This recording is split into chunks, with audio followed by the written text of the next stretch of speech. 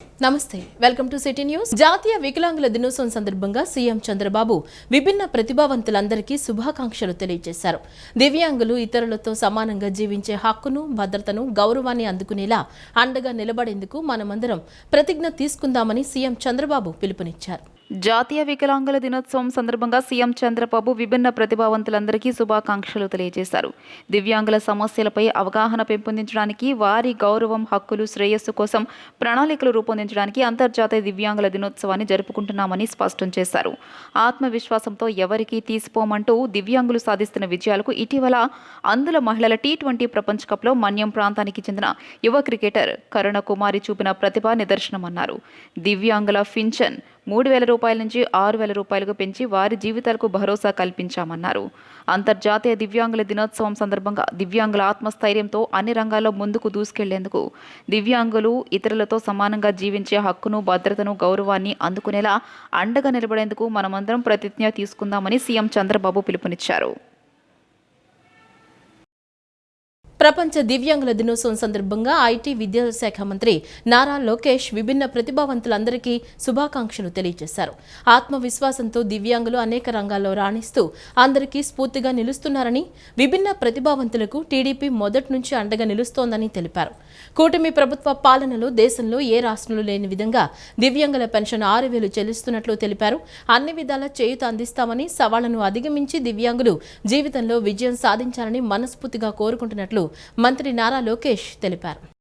ప్రభుత్వ శాఖలన్నిటికీ ఉమ్మడి data సెంటర్గా RTGS వ్యవహరిస్తుందని CM Chandrababu స్పష్టం చేశారు. ప్రజల్లో సానుకూల దృక్పథం పెరిగేలా మెరుగ్గా పౌర సేవలు అందించాలని ఆదేశించారు. ప్రజల నుంచి వస్తున్న సమాచారాన్ని విశ్లేషించి సేవలను సులభతరం చేయాలన్నారు. అమరావతి వెలగపూడి సచివాలయంలోని ఆర్టీజీఎస్ కేంద్రం నుంచి వివిధ అంశాలపై అధికారులతో సీఎం చంద్రబాబు సమీక్ష నిర్వహించారు. ఈ నెలాఖరు నుంచి ప్రభుత్వ శాఖలకు చెందిన సమాచారం అంతా క్రోడీకరించి డేటా లేక్ ద్వారా విశ్లేషించనున్నట్లు వెల్లడించారు. ప్రజల్లో సానుకూల దృక్పథం పెరిగేలా మెరుగ్గా పౌర సేవలు అందించాలని ఆదేశించారు. ప్రజల నుంచి వస్తున్న సమాచారాన్ని విశ్లేషించి సేవలను సులభతరం చేయాలన్నారు. ప్రభుత్వ శాఖలన్నిటికీ ఉమ్మడి డేటా సెంటర్గా ఆర్టీజీఎస్ వ్యవహరిస్తుందని సీఎం చంద్రబాబు స్పష్టం చేశారు. దివ్యాంగుల పట్ల చిన్న చూపు చూడకుండా తోచిన సాయం చేసి వారి పట్ల ప్రేమ, అభిమానం చూపించి ఆత్మస్థైర్యాన్ని నింపాలని విజయ డైరీ చైర్మన్ చలసాని ఆంజనేయులు పిలుపునిచ్చారు. జాతీయ వికలాంగుల దినోత్సవం సందర్భంగా chairman Chalasani Anjaneyulu cake cut చేసి పిల్లలకు పాలు, బిస్కెట్లు, కేకులు, అరటి పండ్లను స్వయంగా పంపిణీ చేశారు. జాతీయ వికలాంగుల దినోత్సవం సందర్భంగా హనుమాన్ జంక్షన్, అప్పనివీడు ఆశాజ్యోతి ఆశ్రమం నందు Vijaya dairy chairman Chalasani Anjaneyulu cake cut చేసి పిల్లలకు పాలు, బిస్కెట్లు, కేకులు, అరటి పండ్లను స్వయంగా దివ్యాంగులకు పంపిణీ చేశారు. జాతీయ వికలాంగుల దినోత్సవంను పురస్కరించుకుని నిర్వహించిన ఆటల పోటీలో గెలుపొందిన పిల్లలకు బహుమతులను అందజేశారు. అనంతరం ఆశ్రమం నిర్వాహకులు వెంకటస్వామి, మాధవీలత శాలువాతో సత్కరించారు. అనంతరం చలసాని ఆంజనేయులు మీడియాతో మాట్లాడుతూ, దివ్యాంగుల పట్ల చిన్నచూపు చూడకుండా తోచిన సాయం చేసి వారి పట్ల ప్రేమ, అభిమానం చూపించి ఆత్మస్థైర్యాన్ని నింపాలని పిలుపునిచ్చారు. ఈ కార్యక్రమంలో సీనియర్ జర్నలిస్టులు తాడి రంగారావు, అక్కినేని శ్రీనివాస ఫణీంద్ర, దేవ సహాయం విజయ డైరీ ఉద్యోగులు బావిశెట్టి వెంకటేశ్వరరావు, కిషోర్ బాబు పలువురు పాల్గొన్నారు. వికలాంగుల జాతీయ దినోత్సవం ఈ రోజున ఆశాజ్యోతి స్కూలు మాధవి గారు చాలా ఆప్యాయతతో ఈ హనుమాన్ జంక్షన్ చుట్టుపక్కల ప్రాంతాలు కొన్ని సంవత్సరాల నుంచి కూడా 100 మంది పైగా విద్యార్థుల్ని వాళ్ళకి మాట లేక, కాలు లేక, చెయ్యి లేక అనాథలుగా మిగిలిపోయినటువంటి ఈ పిల్లలను చూస్తుంటే హృదయం ద్రవించి వేస్తుంది. ఆశాజ్యోతి స్కూల్లో మాధవ్ గారు చాలా ఔదార్యంతో, వాళ్ళ గారు కానీ వీళ్ళందరూ కూడా చాలా ఔదార్యంతో, పిల్లల ఏడ ప్రేమతో, ఎంతో శుభ్రంగా ఏదో వికలాంగులకి ఏదో చేస్తున్నామని కాకుండా సర్వీస్ మోటివ్గా చేయటం వలన ఉదయం 7:30కే వీళ్ళందరూ కూడా శుచిగా స్నానాలు చేసి బ్రహ్మాండంగా యాక్టివ్గా ఉండటం. వాళ్ళ వెనకమాల చాలా కష్టం. ఫిజియోథెరపీ చేయించడం కానీ, వాళ్ళని ప్రతి నిమిషం కూడా మానిటరింగ్ చేయటం కానీ, ఇదంతా కూడా చేయటం అనేది చాలా మనస్ఫూర్తిగా హృదయం ఆవిని వాళ్ళందరినీ కూడా వాళ్ళ టీంని అభినందిస్తున్నాం. ఖచ్చితంగా ఈ ప్రాంతంలో ఇటువంటి ఈ అభాగ్యులకి ఇటువంటి సేవా కార్యక్రమాలు చేపట్టినందుకు మనస్ఫూర్తిగా అభినందిస్తూ, ఇది వాళ్ళతో గడుపుతుంటే నిజంగా ఆ నిమిషాలు మనం చెప్పలేమంటే భగవంతుడి మీద ఎందుకు ఇలా చేస్తున్నాడు, వీళ్ళకి జీవితానికి పరమార్థం ఇవన్నీ కూడా ప్రతి మనిషి కూడా మన జీవితంలో ఇటువంటి సేవ చేసేటువంటి కానీ వీళ్ళకి సర్వీస్ చేసేటువంటి అవకాశం రావటం వాళ్ళకి చేయకపోవడం డైరెక్ట్గా భగవంతుడి సేవ చేయటం కంటే. రాజధాని అమరావతి ఎకనామిక్ కారిడార్గా అవతరించబోతోంది. ఇటీవల సీఎం చంద్రబాబు ఉన్నత స్థాయి సమావేశం నిర్వహించి రాష్ట్రాన్ని 3 జోన్లుగా విభజించి ప్రణాళికలు సిద్ధం చేయాలని ఆదేశించారు. అమరావతి ఎకనామిక్ జోన్లో గుంటూరు, పల్నాడు, బాపట్ల, ప్రకాశం, కృష్ణా, ఎన్టీఆర్, ఏలూరు, త్వరలో ఏర్పడబోయే మార్కాపురం జిల్లాలుంటాయి.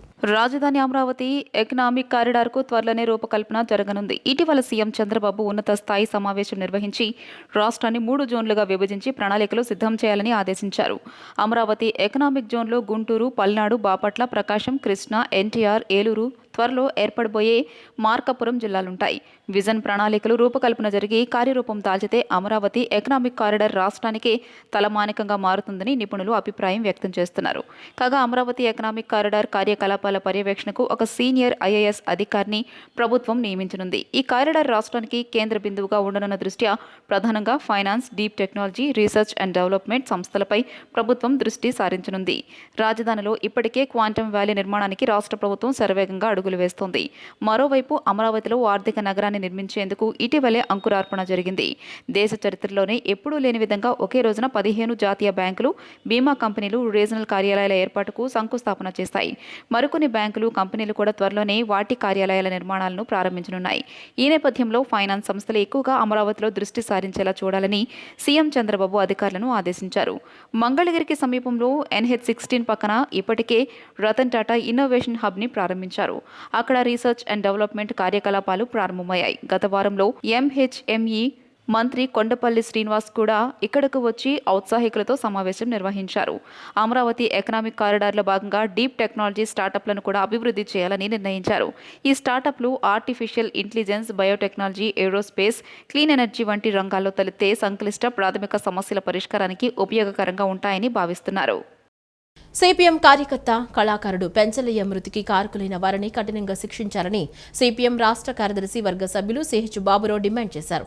గంజాయి మాఫియాకు బలైన పెంచలయ్య కుటుంబాన్ని ముఖ్యమంత్రి సందర్శించి భరోసా కల్పించాలని కోరారు. డ్రగ్స్ మాఫియాను అరికట్టేందుకు త్రికరణ శుద్ధితో తగిన చర్యలు చేపట్టాలని, వాటిపై పోరాడే ప్రజలకు బాసటగా ప్రభుత్వం నిలబడాలని పిలుపునిచ్చారు. పెంచలయ్య హంతకులను కఠినంగా శిక్షించాలని డిమాండ్ చేస్తూ Vijayawada Besant road Mahanti market దగ్గర సిపిఎం ఆధ్వర్యంలో చేపట్టిన ఆందోళన ఉద్రిక్తంగా మారింది. గంజాయి ముఠా దిష్టిబొమ్మ తగలబెట్టే క్రమంలో సిపిఎం కార్యకర్తలను పోలీసులు అడ్డుకున్నారు. ఈ సందర్భంగా సిపిఎం రాష్ట్ర కార్యదర్శి వర్గ సభ్యులు సిహెచ్ బాబురావు, సిపిఎం రాష్ట్ర కమిటీ సభ్యులు దోనిపూడి కాశీనాథ్ మాట్లాడుతూ గంజాయి మత్తుమంతలను అడ్డుకుని నెల్లూరులో ప్రజలకు అండగా నిలిచిన కె పెంచలయ్యను చంపిన వారిని, వారికి అండదండలిచ్చి ప్రోత్సహించిన వారందరినీ అరెస్ట్ చేసి కఠినంగా శిక్షించాలని డిమాండ్ చేశారు. నెల్లూరులోని కల్లూరుపల్లి హౌసింగ్ బోర్డు కాలనీలో పెంచలయ్య తన కళారూపాలతో చైతన్యపరుస్తూ గంజాయి మత్తుమందులతో కుటుంబాలను నాశనం కారాదని పట్టుదలతో స్థానిక ప్రజలతో కలిసి గంజాయి అంతం చేయాలని చురుకుగా పెంచలయ్య పనిచేస్తున్నారని అన్నారు. గంజాయి మూట కక్షగట్టి ఆయనను వెంటాడి వేటాడి అత్యంత దారుణంగా క్రూరంగా కన్నబిడ్డల ముందే కత్తులతో నరికి చంపడం రాష్ట్రంలో తీవ్ర ఆందోళన, ఆవేదన కలిగించిందని అన్నారు. హంతకులు కత్తులు, రాడ్లు, మారణాయుధాలతో స్వైర విహారం చేసి బైక్పై వెళ్తున్న అతడిని తరిమి చంపడం వెనుక గంజాయి మాఫియా ఉందనేది స్పష్టంగా తెలుస్తోందని అన్నారు. కామాక్షి అనే మహిళ ఎవరు అధికారంలో ఉంటే వారి అండదండలు ఆమెకు పుష్కలంగా ఉన్నాయని అన్నారు. గంజాయి మీద ఉక్కుపాదం మోపుతున్నట్లు మీరు పదే ప్రకటిస్తూ వచ్చారని, కానీ గంజాయి ముఠా చేసిన ఈ హత్యపై హోంమంత్రిగా కనీసం స్పందించలేదని వివరించారు. ఈ ముఠా గతంలో వైసీపీ, నేడు టీడీపీ ప్రభుత్వ అండతో దుర్మార్గాలకు పాల్పడుతున్నారన్నారు. నెల్లూరులో 34 సంవత్సరాల యువకుడు, సిపిఎం కార్యకర్త, ప్రజా కళాకారుడు చిన్న వయసులోనే వాళ్ళ పిల్లల ముందే కత్తులతో నరికి చంపేశారు. ఏమిటి నేరం? ఆ పేటలో గంజాయి అమ్మనివ్వవద్దు, యువతని బలి చెయ్యొద్దు అని ప్రజలని చైతన్యవంతులు చేసినందుకు ఆ ముఠా మాఫియా వాళ్ళ పిల్లల ముందే నరికి చంపేశారు. ఇంత దారుణం చేస్తూ ఉంటే ఏం చేస్తూ ఉంది ప్రభుత్వం కానీ, పోలీసు వ్యవస్థ కానీ? పైపెచ్చు ఒక్కరోజు కాదు, సంవత్సరాల నుండి నెల్లూరులో ఏ ప్రభుత్వం ఉన్నా వాళ్ళు చెలరేగిపోతూ ఉంటే ఇవాళ అందరూ ఖండించవచ్చు, మంచిదే. కానీ ఈరోజున్న తెలుగుదేశం కూటమి ప్రభుత్వమైనా గతంలో ఉన్న వైసీపీ అయినా ఆ నాయకుల అండతో ఈ గంజాయి ముఠాలు చెలరేగిపోయినాయి. వాళ్ళని పెంచి పోషించారు. ఇవాళ బాధ్యత వహించాల్సింది వాళ్ళు. వీళ్ళ జెండాలేంటో తెలుసా? పైన ఉన్నది ఇప్పుడున్నటువంటి అధికార పార్టీ, అంతకు ముందు ఉన్నటువంటిది కింద ఉన్నటువంటిది అంతకు ముందున్నటువంటి అధికార పార్టీ. ఎవరేమి ఎందుకని ఈ రకమైనటువంటి పద్ధతుల్లో పెంచి పోషిస్తూ ఉన్నారు వీళ్ళని? ఈ అరవ కామాక్షి లాంటి వాళ్ళు ఈ రాష్ట్రంలో ఎంతమంది ఉన్నారు? బయటికి తీయాలా. కూటమి ప్రభుత్వానికి చిత్తశుద్ధి ఉంటే, కూటమి ప్రభుత్వానికి ఏమాత్రం చిత్తశుద్ధి ఉన్నా వీళ్ళు బయట పెట్టాలి, అరెస్ట్ చేయాలి. అరెస్ట్ చేయటమే కాదు, కఠినంగా శిక్షించాలి. అవసరమైతే సమాజం నుండి వెలివేయాల్సినటువంటి బాధ్యత ఉందని చెప్పనేటువంటిది సిపిఎంగా డిమాండ్ చేస్తూ ఉన్నాం. విజయవాడ ఇంద్రకీలాద్రిపై కొలువైన శ్రీ కనకదుర్గమ్మను ప్రముఖ సంగీత దర్శకుడు MS Thaman, cine hero Ashwin Babu దర్శించుకున్నారు. ఉదయం ఇంద్రకీలాద్రికి చేరుకున్న వీరికి ఆలయ అధికారులు ఆలయ మర్యాదలతో స్వాగతం పలికారు. అమ్మవారి దర్శనం అనంతరం అర్చకులు తీర్థ ప్రసాదాలు, కండువా వేసి ఆశీర్వచనం చేశారు. ఈ సందర్భంగా అభిమానులు తమతో సెల్ఫీలు దిగేందుకు ఉత్సాహం చూపించారు. కూటమి ప్రభుత్వ హయాంలోని గుడివాడ పట్టణంలో మార్పు కనిపించేలా అభివృద్ధి పనులతో పాటు సుందరీకరణ పనులు వేగవంతంగా జరుగుతున్నాయని ఎమ్మెల్యే వెనిగండ్ల రాము తెలిపారు. పట్టణ సుందరీకరణకు జరుగుతున్న అభివృద్ధి పనుల్లో ప్రతి ఒక్కరూ తమ సహకారం అందిస్తూ భాగస్వామ్యులు కావాలన్నారు. కృష్ణా జిల్లా గుడివాడలో జరుగుతున్న పట్టణ సుందరీకరణ అభివృద్ధి పనులను అధికారులతో కలిసి ఎమ్మెల్యే రాము ఈరోజు ఉదయం పరిశీలించారు. నిర్మాణ పనుల పురోగతిని అధికారులు ఎమ్మెల్యే రాముకు వివరించారు. నిర్ణీత సమయానికల్లా అభివృద్ధి పనులన్నీ పూర్తి చేయాలని ఈ సందర్భంగా ఎమ్మెల్యే అధికారులకు సూచించారు. అనంతరం ఎమ్మెల్యే రాము మాట్లాడుతూ గుడివాడ పట్టణ సుందరీకరణలో భాగంగా అనేక ప్రాంతాల్లో బ్యూటిఫికేషన్ పనులు చేపట్టినట్లు ఎమ్మెల్యే రాము తెలియజేశారు. పట్టణంలోని నెహ్రూ చౌక్, రాజ బాపయ్య చౌక్తో పాటుగా ప్రధాన కూడళ్లను అభివృద్ధి చేస్తున్నామన్నారు. అశుభ్ర వాతావరణంతో ఉండే ఏజీకే పాఠశాల వద్ద I love Gudivada name board, greenery ఏర్పాటు చేస్తున్నామన్నారు. శిథిలావస్థకు చేరుకున్న పోస్టాఫీస్ రోడ్లోని ప్రధాన డ్రైన్ అభివృద్ధి చేస్తున్నట్లు చెప్పారు. ఈ డ్రైన్ మరమ్మతులతో భారీ వర్షాలు కురిసిన అవుట్ఫ్లోకు ఇబ్బంది ఉండదన్నారు. పట్టణ సుందరీకరణకు జరుగుతున్న అభివృద్ధి పనుల్లో ప్రతి ఒక్కరూ తమ సహకారం అందిస్తూ భాగస్వాములు కావాలన్నారు. ఈ కార్యక్రమంలో municipal commissioner S Manohar, ME Prasad, పలువురు మున్సిపల్ అధికారులు పాల్గొన్నారు.